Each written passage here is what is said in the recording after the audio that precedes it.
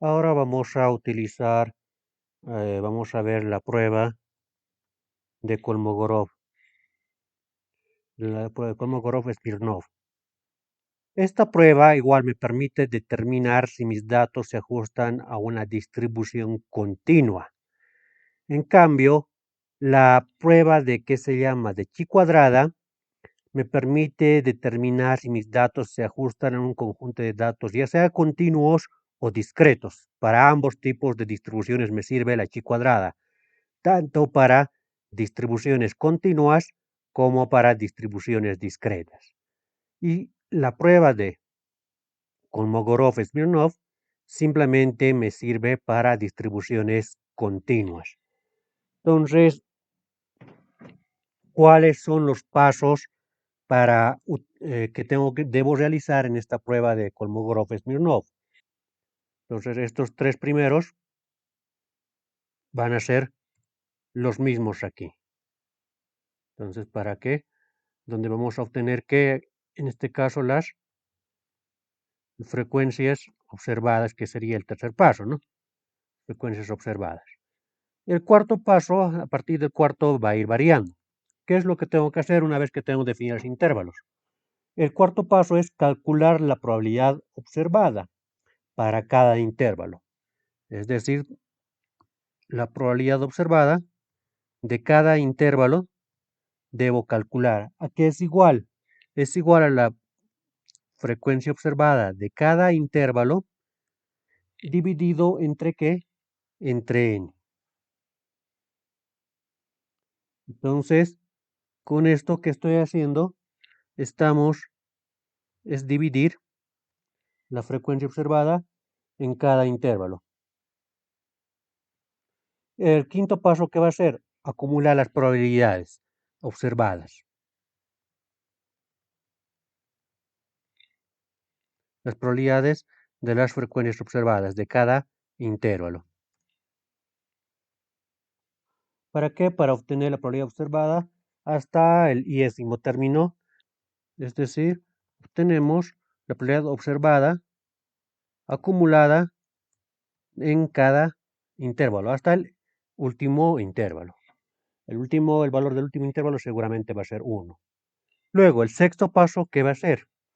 Va a ser establecer una hipótesis en la cual vamos a indicar a qué distribución se va a ajustar. Es lo que hacíamos en el cuarto paso en la prueba de chi cuadrado. Entonces, justamente eso lo hacemos aquí en el sexto paso. Establecer una hipótesis de prueba. Luego que una vez que tengo la hipótesis de prueba, lo que puedo hacer es calcular la probabilidad esperada acumulada para cada intervalo. Calcular la probabilidad esperada acumulada para cada intervalo. Esto utilizando la función de densidad para la cual esté probando. Es decir, en función de la hipótesis que yo me haya establecido. Luego, ¿qué es el octavo paso? Calcular el estadístico de prueba. Calcular el estadístico de prueba. C. ¿A qué es igual C? Es igual a que al máximo de la probabilidad esperada acumulada de cada intervalo menos la probabilidad observada acumulada de cada intervalo. Y una vez que tengo ese estadístico de prueba C, tengo que utilizar en este caso la tabla de Kolmogorov. Para esto, ¿qué necesito? Definir el nivel de significancia de la prueba n, es decir, definir alfa. Definimos alfa, con qué significancia voy a trabajar y determinamos el valor crítico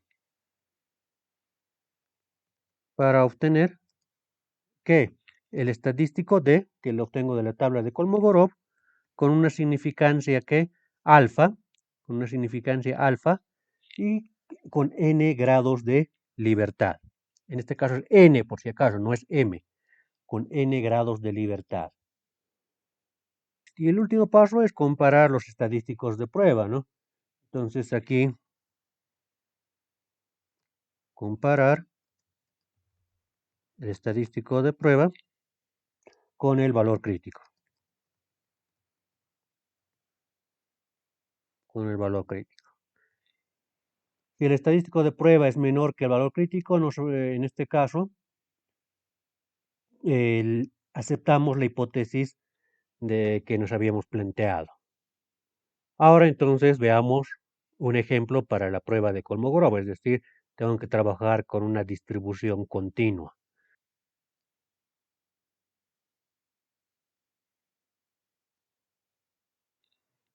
Son 30 datos que tengo aquí, los cuales los he obtenido a través de una muestra, seguramente. El enunciado podría ser el siguiente: determinar si los siguientes 30 números o los siguientes 30 datos se pueden modelar a partir de una distribución exponencial, los cuales pueden representar tal vez los tiempos de atención de un cajero, tal vez el tiempo de proceso de alguna maquinaria. En este caso no estamos indicando específicamente qué representa, pero lo que vamos a hacer es, vamos a determinar si mis datos se ajustan a una distribución exponencial. Esa es la interrogante aquí. Para eso vamos a utilizar la prueba de Kolmogorov.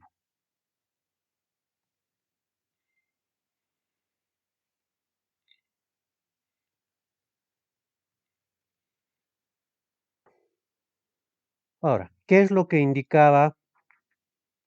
¿Cuáles son los pasos que debía seguir? Primero, ya la muestra ya la tenemos, los datos, mínimamente 30 datos. Aquí tenemos 30 datos. Ahora, segundo paso, ¿qué era? Obtener la media y la varianza de los datos. Pero antes de obtener la media y la varianza de los datos, veamos en nuestro formulario la función de densidad de la distribución exponencial. Para eso vayamos al PDF. Aquí tenemos la distribución exponencial. Entonces aquí vamos a encontrar la función de densidad. ¿Qué indica? La función de densidad me está indicando que f de x es igual a lambda por EA menos lambda x y x es mayor o igual a 0. Y 0 en otro caso. Entonces aquí, ¿qué es lambda? Es igual a 1 sobre lambda. Entonces de ahí puedo obtener el lambda. Entonces simplemente va a ser suficiente con que obtenga la media y a partir de esto voy a obtener lambda. Entonces, ¿qué necesito? Calcular que la media de esos datos. Vayamos a la hoja de cálculo y obtengamos la media. La media de estos datos, utilizamos la función promedio de estos 30 datos de aquí. 7.81. Eso sería la media. ¿Qué más necesito? ¿A qué es igual lambda? Entonces lambda, ¿a qué es igual? ¿Qué nos decía que era igual lambda? En realidad la media es igual a ¿qué? A 1 sobre lambda. Entonces, lambda va a ser igual a ¿qué? A 1 sobre 7.81. Antes, aquí si gustamos podemos redondear la media. O hacia arriba o hacia abajo. En este caso, pues redondearlo hacia arriba, que sería 8. Entonces, podemos anotar aquí. Trabajaremos con una media igual a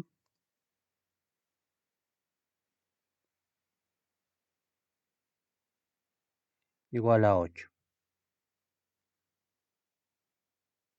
Entonces, con una media igual a 8. Entonces,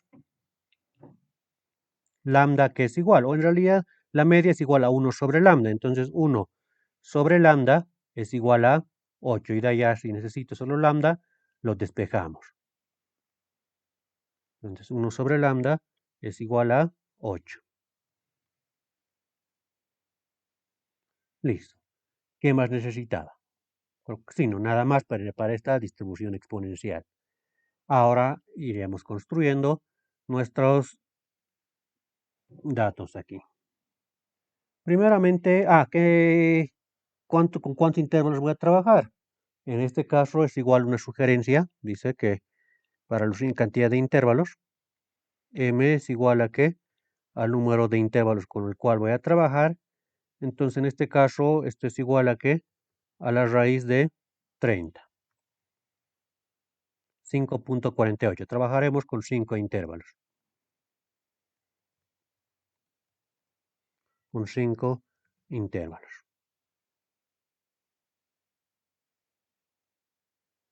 Entonces, m en este caso va a ser igual a 5. Listo. El rango ahorita lo definimos. Entonces, ¿qué necesitamos? Los intervalos van a empezar en 0. La distribución exponencial empieza en 0. Si es menor a 0, es 0 la probabilidad, no hay. ¿Con cuántos intervalos van a ser? 5. Entonces, el valor menor es 0. El valor más grande aquí, voy a utilizar una función rápidamente, que es la función max. De estos valores, ¿cuáles? Creo que es ese 44 que está al final. Sí, 44.44 había sido el valor máximo de aquí. Entonces dividiremos ese 44.44 entre 5 intervalos para que tener una distribución casi equitativa en cada intervalo. Entonces esto es igual a 44.4 o 45 le pondremos entre 5, 9. Entonces un rango de 9. Entonces vamos a rápidamente estirar esta fórmula. Esto es igual a ¿qué? A esto más 9.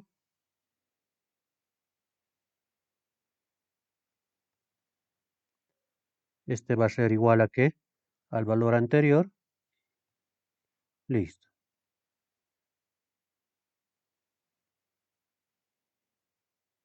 Y tenemos nuestros intervalos. 1, 2, 3, 4, 5. Y el último es hasta el infinito.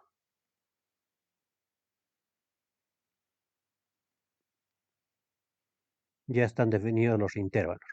Una vez que tengo los intervalos, igual que para la chi cuadrado, necesito que obtener las frecuencias observadas para cada intervalo. Entonces vayamos colocando. Entonces, para los que son entre 0 y 9,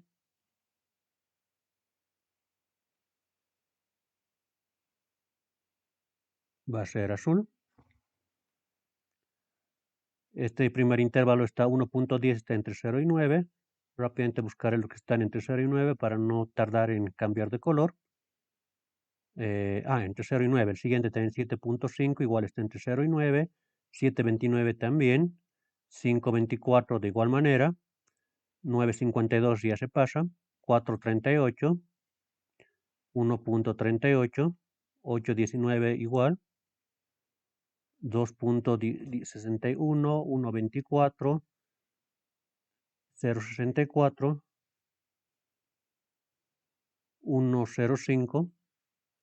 Estos dos de aquí abajo, 4.65 y 7.75, igual pertenecen al primer intervalo. Es mayor o igual a 0 y menor o igual a 9. ¿Está correcto? 6.28, 2.65. Este también. Estos dos igual están en el primer intervalo. Y estos tres de aquí abajo. Estos pertenecen al primer intervalo. La mayoría están en el primer intervalo. Para el segundo intervalo, utilizaremos otro color. Entonces va a ser los que están entre 9, los que son mayores a 9 y menores o iguales a 18, que sería este 13. Este es mayor a 9, pero menor a 18. También este de aquí y también este de aquí. El 11 igual. 3088 es mayor a 18 y 44.4 mayor a 18. Siguiente, de 18 a 27, que sea sin marcar, en realidad no hay ninguno. De 27 a 36, así hay. Ese que sea este color, hay uno, que es el 30.88, es mayor a 27, pero menor o igual a 36. Y hay un hito que es mayor a 36, mayor o igual a 36, es decir, que se va hasta el infinito. Entonces ese es el único que está ahí. Entonces, este está fácil, este es 1. Igual, entre 27 y 36 solo hay un valor. Entre 18 y 27 no había ni uno. Entre 9 y 18, ¿cuántos hay? 1, 2, 3, 4, 5, 6. De 0 a 9, ¿cuántos datos? Este sí contaremos, un poco más tardamos. 1, 2, 3, 4, 5, 6, 7, 8, 9, 10, 11, 12, 13, 14, 15, 16, 17, 18, 19, 20, 21, 22. 22. Y de 18 a 27 eran ceros. Entonces aquí la sumatoria, ¿cuánto tiene que ser? Debe ser 30. Si no es 30, algo he debido contar mal y nuevamente volvemos a clasificar las frecuencias observadas. 30, hasta aquí parece que está bien. Aquí una frecuencia observada tengo que es 0. Entonces lo que puedo hacer es ya esto reducir. Aquí son poquitas, entre 20 y 36, de 36 para arriba igual 1. Entonces esto lo modificaremos. Vamos a hacer lo siguiente. Entonces de aquí vamos a pasar a lo siguiente. Entonces esto lo copiaré hasta esta parte.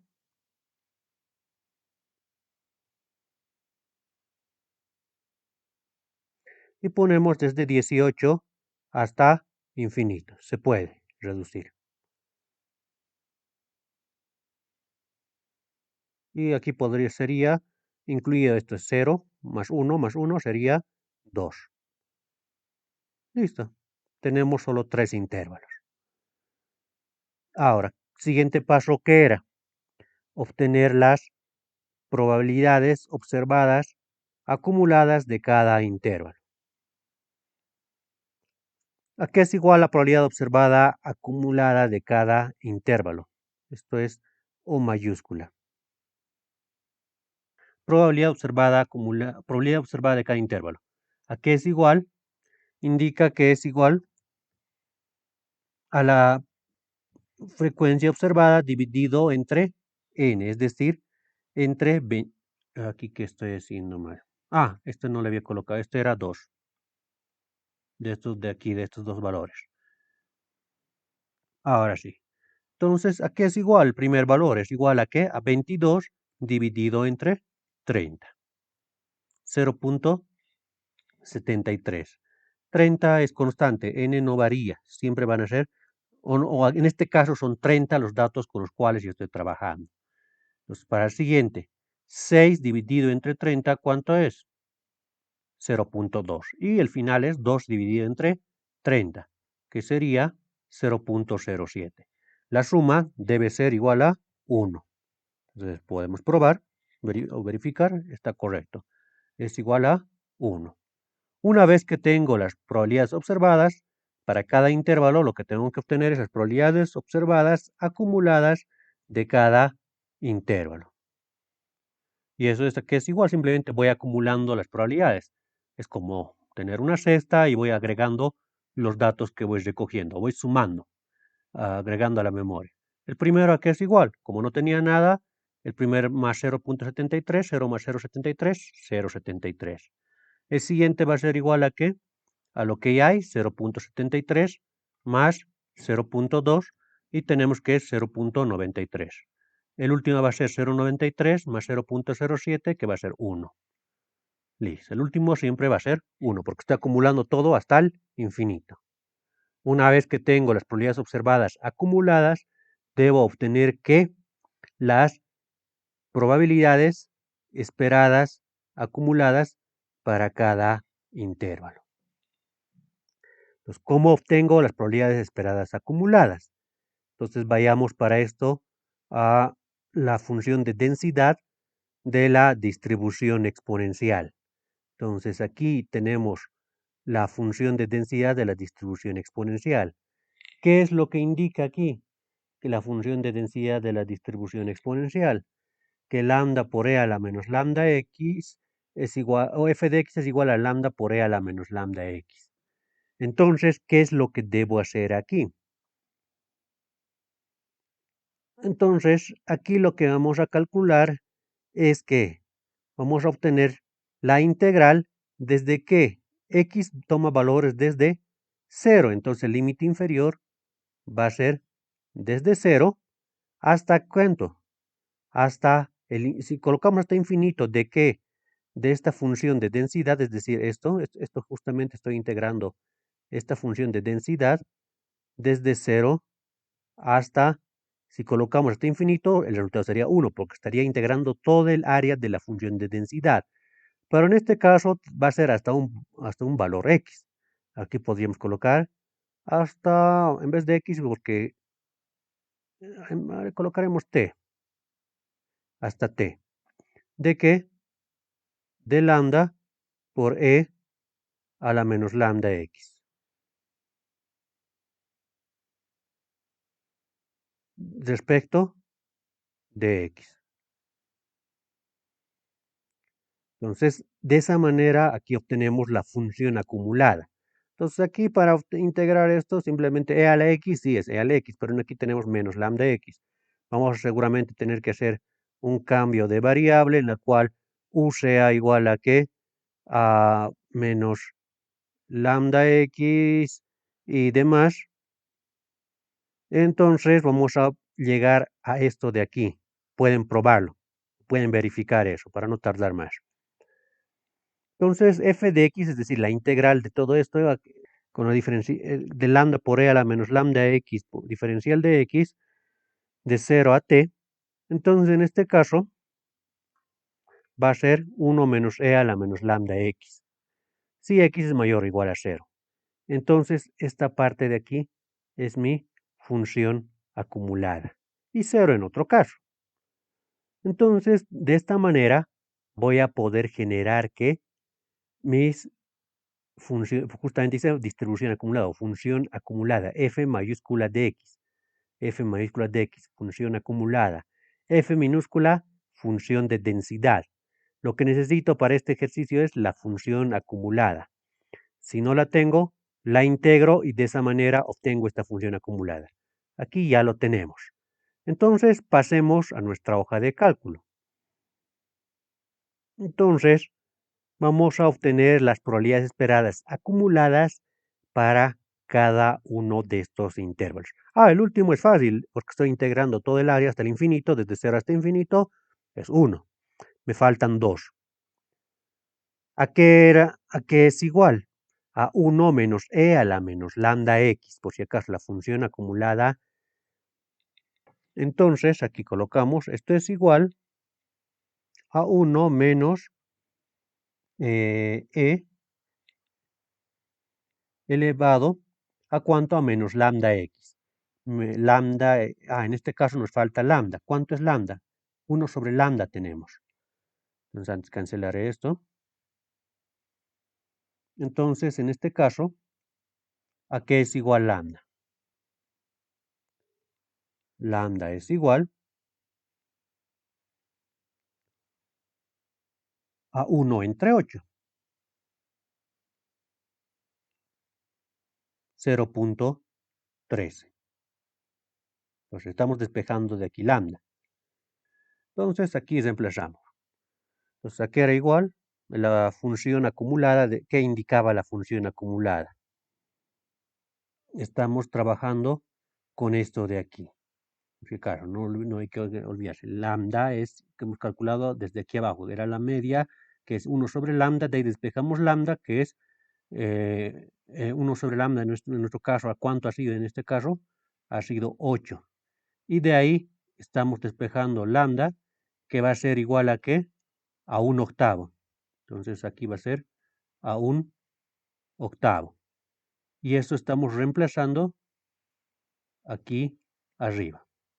Aquí vamos a reemplazar x, que es el límite superior de cada intervalo que tengo definido en este ejercicio. Vayamos a la hoja de cálculo. Entonces, esto aquí es igual a 1 menos e elevado a menos lambda x, a menos lambda x, esto es menos, aquí tenemos ya el lambda, aquí está la división de 1/8, por x, x es el límite superior, 9, 0.68. El siguiente va a ser lo mismo.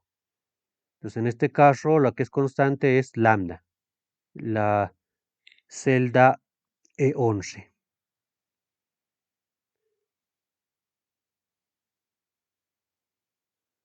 0.89. Por si acaso, aquí en las probabilidades acumuladas, ya sea observada acumulada o esperada acumulada, las probabilidades, digamos, el primero es un valor, el siguiente debe ser mayor al anterior. Si es menor, algo he hecho mal, porque si estoy acumulando, ¿cómo puedo tener un valor menor? No podría ocurrir eso. Entonces, ahora, último paso, que es obtener en valor absoluto la diferencia de que de la probabilidad observada acumulada de cada intervalo menos la probabilidad esperada acumulada de cada intervalo. Tenemos esa diferencia.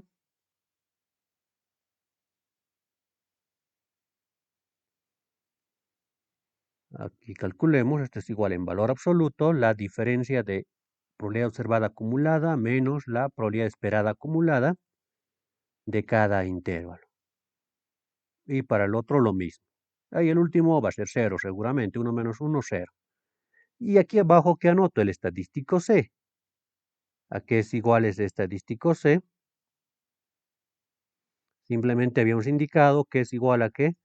Al máximo de la diferencia de la probabilidad observada acumulada menos la probabilidad esperada acumulada de cada intervalo. Entonces el valor máximo tendría que ser este de aquí, 0.05. 0.05. ¿Y qué necesito ahora? Dice, defina el estadístico de prueba alfa. ¿Para qué? Para obtener el estadístico de la tabla de Kolmogorov-Smirnov. Entonces, ¿con cuántos grados, con qué nivel de significancia? En este caso trabajaremos. Entonces, con alfa, bueno, primero anotaremos aquí, con alfa igual a cuánto. Directo aquí. Igual a 0.05,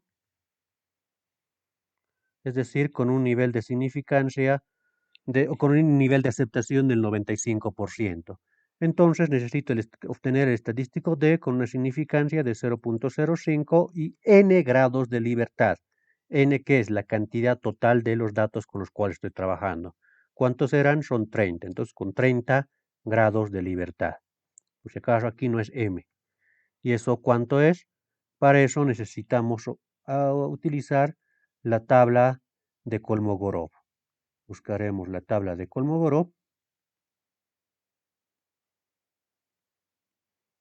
Aquí tenemos la tabla de Kolmogorov. Nivel de significancia, en este caso, ¿con qué nivel de significancia estoy trabajando? Con 0.05. ¿Y con cuántos grados de libertad? Entonces la columna, en este caso es todo esto, la de 0.05, y voy buscando la con 30 grados de libertad. Aquí está 30 grados de libertad y la intersección en este caso es 0.24. Entonces tenemos el dato que necesitamos. Volvemos a nuestra hoja de cálculo y colocamos el valor. 0.24, o había más decimales. 0.2417. Entonces, ¿cuál es la conclusión? el estadístico de prueba C debe ser menor que ¿a qué? A mi estadístico, en este caso, al valor crítico que estoy encontrando aquí. Entonces, la conclusión es ¿cómo? C, es decir, 0.057 y más es menor al estadístico D con una significancia alfa, o en realidad la significancia alfa es 0.05 y 30 grados de libertad. Entonces, los 30 variables aleatorias se distribuyen exponencialmente con una media de 8. Entonces, sí se pueden ajustar a una distribución exponencial. Entonces, aquí es lo que preguntaba. ¿Se ajusta a una distribución exponencial? Sí, se pueden ajustar a una distribución exponencial con una media igual a 8, porque la prueba que he realizado es con una media igual a 8. Pero con esto estaríamos acabando este ejercicio.